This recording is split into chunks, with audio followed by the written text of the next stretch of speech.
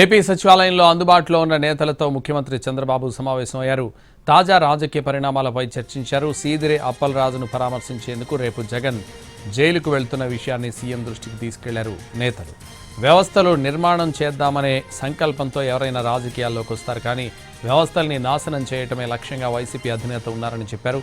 వ్యవస్థల నిర్మాణం చేసేవాళ్లు చట్టాలను గౌరవిస్తూ చట్టాలకు లోబడి నడుచుకుంటారు, కానీ వైసీపీకి మాత్రం చట్టాలంటే గౌరవం లేదన్నారు చంద్రబాబు.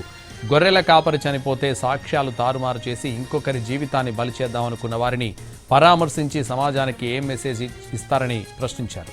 పుట్టినరోజులకు గొడ్డళ్లతో జంతు బలులు చేసి రాక్షసానందం పొందే హింస ప్రవృత్తి ఆ పార్టీది అని చంద్రబాబు అన్నారు.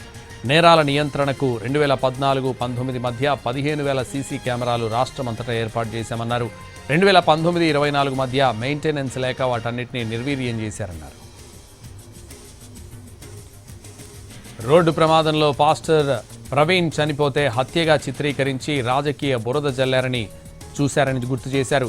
సీసీటీవీ ఆధారాలు అన్నీ బయట పెట్టేసరికి తోక ముడిచారని చంద్రబాబు గుర్తు చేశారు.